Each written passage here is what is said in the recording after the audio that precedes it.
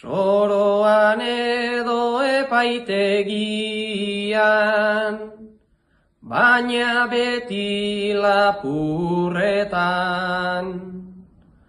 Herritar batzuk talde kriminal, bihurtzeko gezurretan.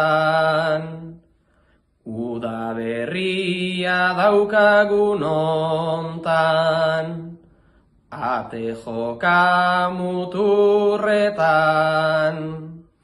Eskean gatoz indarra jarriz, harridura ikurretan.